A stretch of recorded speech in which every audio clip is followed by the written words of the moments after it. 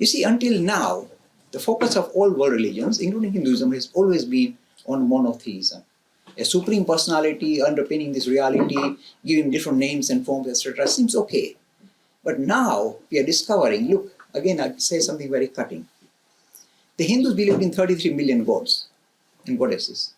And they were worshipping them, building temples, cracking coconuts, doing pilgrimages, all this for thousands of years.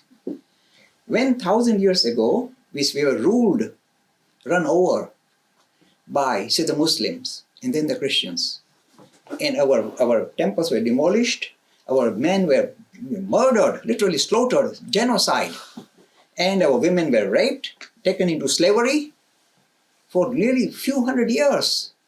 And we had all these 33 million gods. Where were they? Very cutting comment, isn't it?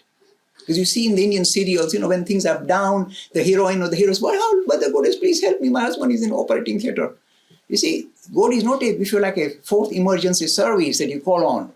And when we tried it, when we were kind of controlled and ruled by others and whacked by others, this God did not come into play. So what's gone wrong? Our focus on God in the heaven, not only us, all religions, the focus of God in heaven does not work anymore. We need not to rely on some external force to come and help us in difficult times. We have to rely on ourselves, stand on our own feet and sort ourselves out. This is the teaching of esoteric Hinduism. Not focusing on a God in the heaven, focusing on humanity and standing on your own feet to sort your condition out rather than wait for some God to step in. This is a wonderful teaching at the heart of Hindu tradition, and yet we had abandoned it and we are kind of focusing on the external gods and goddesses, and they didn't help us in difficult times. So it's time for us to move, if you like, the focus on an external God into God in humanity, seeing God in humanity, empowering God in humanity, asking human beings to recognize their own dignity, stand up for their rights, and sort themselves out rather than rely on some external God to come and step in. Now this is just not for the Hindus. Hindus are now learning very fast. Seeing and serving God in humanity is the new message, evolved phase of Hinduism. But this is necessary not just for Hindus. I said, what I'm presenting to you is meant for the greater humanity. The same thing is necessary for all the Abrahamic traditions too. This idea of focusing on external God creates violence in the name of God. So rather than focus, because the God that you believe in, actually my God is the real one. Your gods are all secondary.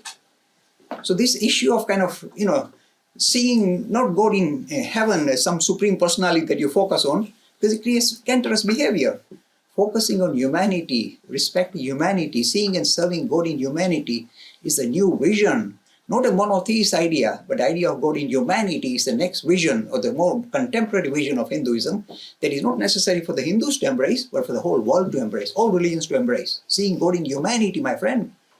The clearest vision of God, says our tradition, is human beings. The thing that's coming visible through their eyes is something that is underpinning it, which is essentially spiritual rather than material.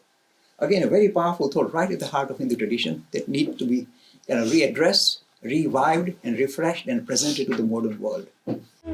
Free e-learning course in Hinduism. To register, please visit www.hindu-academy.com.